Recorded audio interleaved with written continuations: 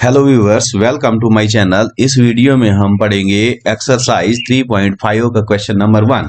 The question is which of the following pairs of linear equations has unique solution, no solution, or infinitely many solutions? In case there is a unique solution, find it by using cross multiplication method। तो हमने इन equations को देखना है कि इसमें इसका unique solution है या फिर कोई सोल्यूशन नहीं है या फिर इनफाइनाइटली मैनी सोल्यूशन है। अगर इसमें से यूनिक सोल्यूशन आएगा तो हमने वो फाइंड करना है सोल्यूशन क्रॉस मल्टीप्लिकेशन मेथड से। तो हमने पिछली वीडियो में ये देखा था कि यूनिक सोल्यूशन कब होता है किसी भी पेयर ऑफ इक्वेशंस, कोई भी पेयर ऑफ लीनियर इक्वेशंस है तो इसका यूनिक सोल्यूशन कब होता है, जब a1 divided by a2 is not equal to b1 divided by b2 होता है। तो उस सूरत में हमने देखा था कि उसका क्या होता है, यूनिक सोल्यूशन। और अगर इसमें क्या होगा, a1 divided by a2 is equal to b1 divided by b2 is equal to c1 divided by c2, तो उस सूरत में क्या होते हैं, इनफाइनाइट सोल्यूशन होते हैं। इनफाइनाइट सोल्यूशन होते हैं उन दो पेयर्स ऑफ वो जो पेयर ऑफ लीनियर इक्वेशन होता है तो उसके इनफाइनाइट सोल्यूशन होते हैं। तो अगर हमारे पास a1 divided by a2 is equal to b1 divided by b2 is not equal to c1 divided by c2 होता है, तो उस सूरत में उन दो जो होती है दो इक्वेशंस, लीनियर इक्वेशंस या फिर पेयर ऑफ लीनियर इक्वेशंस, तो उसका नो सॉल्यूशन होता है। ये हमने जाना था किसमें, वीडियो फर्स्ट में, इससे पहले वाली जो वीडियो थी उसमें हमने जाना था। तो हमने फर्स्ट पार्ट भी वहां पर डिसाइड किया था, उसमें से उसने ये कंडीशन फॉलो की थी, a1 divided by a2 is equal to b1 divided by b2 is not equal to c1 divided by c2। तो उसमें आया था हमारा नो सॉल्यूशन। अब इसको हम देखते हैं पहले इसका सॉल्यूशन करके। तो इसमें हम देखेंगे, अगर तो इसको हम थोड़ा हल कर लेते हैं तो ये आ जाएगा 2x प्लस वाई माइनस 5 को इस साइड ले आएंगे तो -5 इज इक्वल टू 0। उसी तरह से ये इक्वेशन जो है इसको हम रखते हैं 3x plus 2y minus 8 is equal to 0। इसको हम मान लेते हैं सेकेंड इक्वेशन और इसको हमने मान लिया फर्स्ट इक्वेशन। अगर हम इसको कंपेयर करते हैं फर्स्ट इक्वेशन को a1x plus b1y plus c is equal to 0 के साथ, और इसको कंपेयर करेंगे a2x plus b2y plus c2 is equal to 0 के साथ, तो इसमें a1 जो है वो आ जाता है हमारे पास 2, तो b1 आ जाएगा हमारे पास कितना, y के कोफिशिएंट जो है वो 1 है 1, और c1 आ जाएगा -5।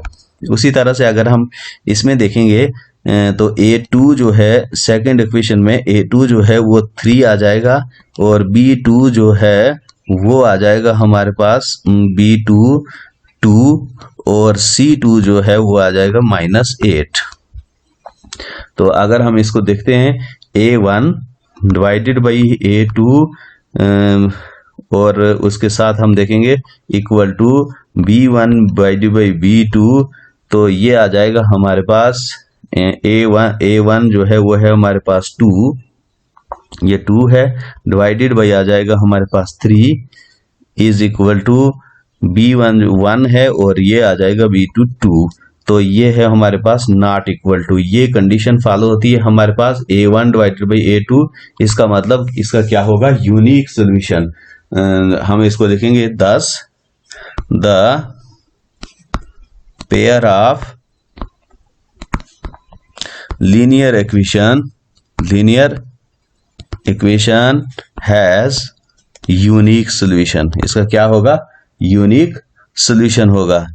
यूनिक सोल्यूशन जब होगा तो हमने इससे ये सोल्यूशन फाइंड करना है बाय क्रॉस मल्टीप्लिकेशन मेथड। तो क्रॉस मल्टीप्लिकेशन मेथड है क्या हमारे पास, हमने लिखना है x divided by b1c2 minus b2c1 is equal to y divided by a2 c1 minus a1 c2 is equal to 1 divided by a1 b2 minus a2 b1। या तो हम फिर सिंपल तरीके से हम इसको लिख सकते हैं b1 b2 और फिर आ जाएगा c1 c2 a1 a2 और फिर b1 b2। तो इसके ये यहाँ पर आ जाएगा हमारे पास x, इन दो टर्मों के ऊपर आ जाएगा x और इन दो टर्मों के ऊपर आ जाएगा हमारे पास y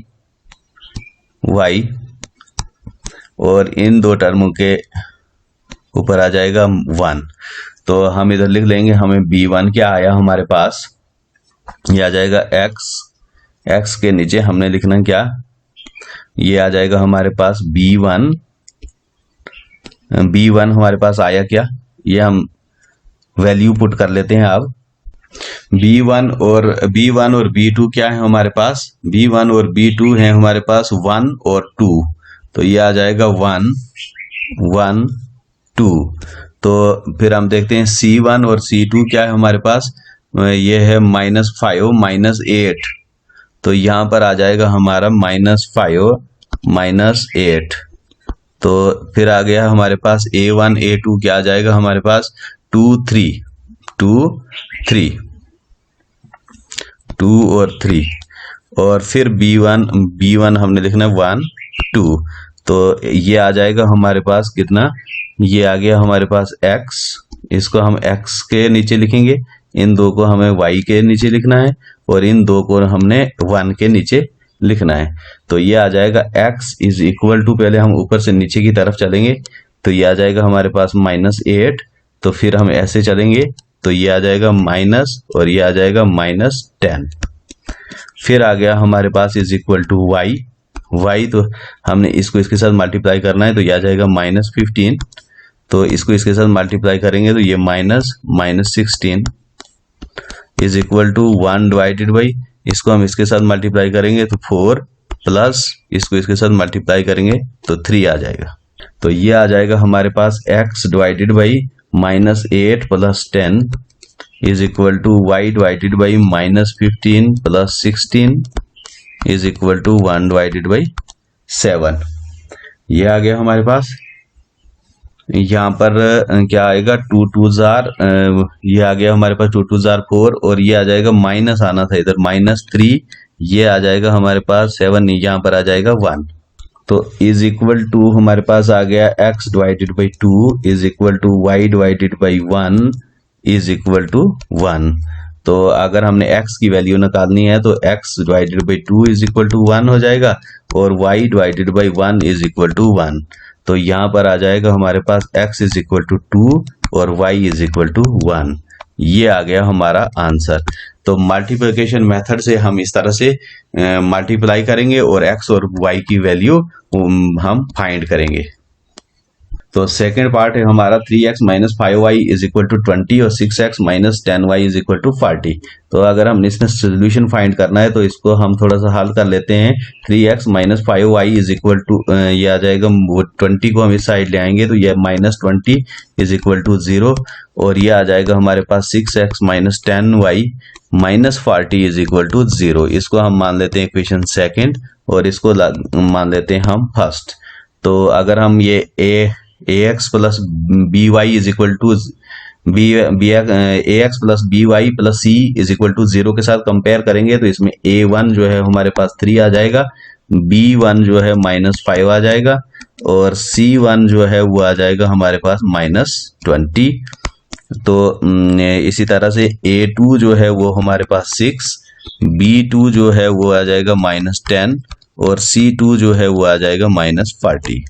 तो अगर हम इसको क्या करेंगे कि देखेंगे कि इसका कौन सा यूनिक सोल्यूशन आता है या इनफाइनाइट सोल्यूशन आते हैं या फिर नो सोल्यूशन आता है। तो इसको हम चेक कर लेते हैं। a1 divided by a2 is equal to b1 divided by b2 is equal to c1 divided by c2।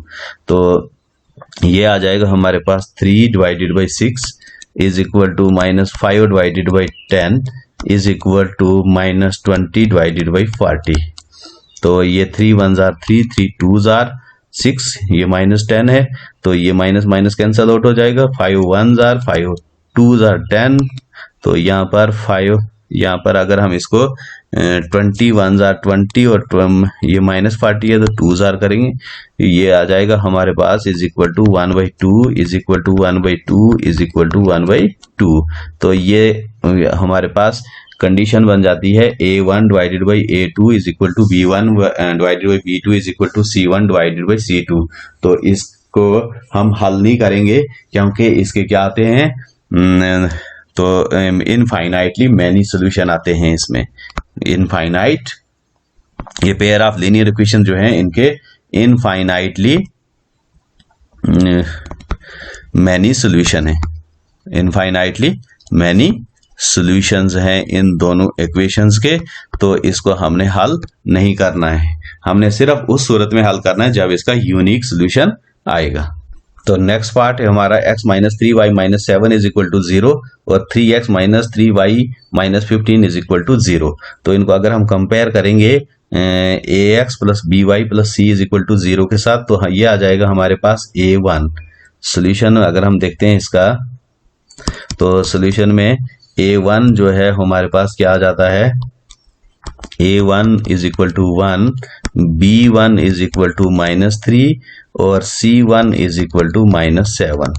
तो अगर a2 इज इक्वल टू आ जाएगा 3, b2 हमारे पास -3 और c2 जो है -15। तो हम इसको चेक कर लेते हैं कि इसका कौन सा सोल्यूशन आएगा। तो यह आ जाएगा a1 divided by a2 is equal to b1 divided by b2 is equal to c1 divided by c2।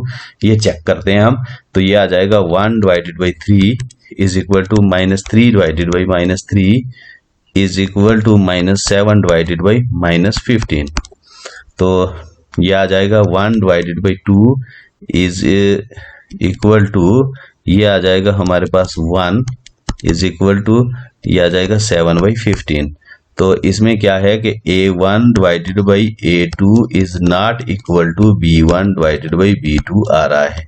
तो हमें c1 को चेक करने की जरूरत ही नहीं है क्योंकि इसका क्या आ जाएगा, यूनिक सॉल्यूशन, यूनिक सॉल्यूशन होगा इसका।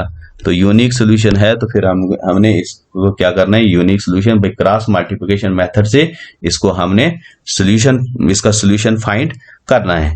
तो हम क्या करेंगे, हम लिखेंगे पहले, ये आ गया हमारा b1, हम उस वही फार्मूला लगाएंगे, b1 b2 c1 c2 a1 a2 और b1 b2।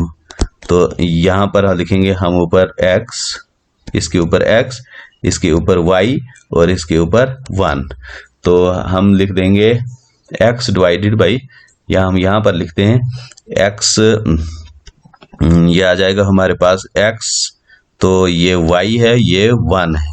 तो b1 क्या आ गया हमारे पास, ये हमारे पास -3 और b2 भी है -3, ये आ जाएगा हमारे पास -3, फिर आ गया हमारे पास c1 c2, तो ये आ गया हमारे पास -7 -15, तो ये आ जाएगा -7 -15। तो फिर आ गया हमारे पास a1 a2, तो ये आ जाएगा 1 डिवाइडेड बाई 2 1 डिवाइडेड बाई 3, ये आ गया हमारे पास 1 डिवाइडेड बाई 3।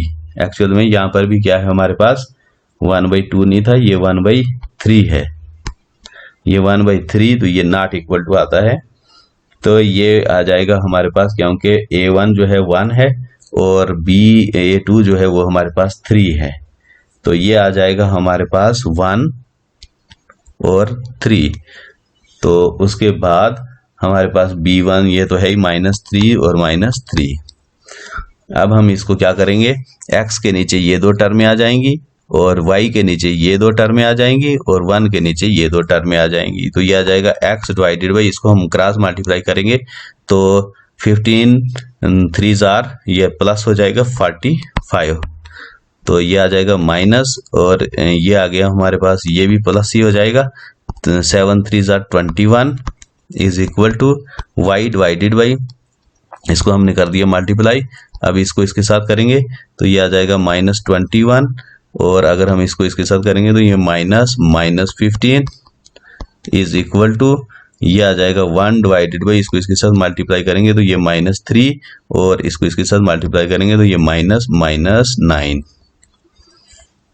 तो ये आ जाएगा हमारे पास x डिवाइडेड बाई, ये आ गया हमारे पास 24 is equal to y divided by -21 plus 15, ये आ जाएगा 15, और is equal to 1 divided by -3 और प्लस 9।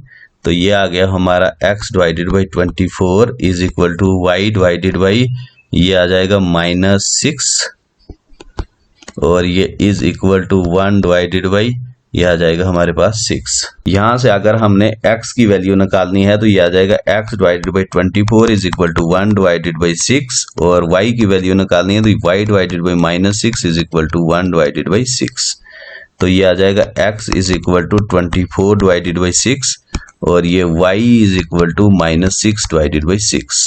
तो ये x इज इक्वल टू आ जाएगा 6 1 जार 6, 6 4 जार 24, x आ गया हमारे पास 4, और y आ जाएगा हमारे पास, ये 1 से कट जाएगा, इज इक्वल टू -1। तो ये आ गई हमारी x की वैल्यू, और ये आ गई y की वैल्यू। तो इस तरह से हमने फाइंड करनी है x और y की value by cross multiplication method से। x आ गया हमारे पास कितना 4, y कितना आ गया -1। तो आई होप ये क्वेश्चन आपको अच्छी तरह से समझ में आया होगा।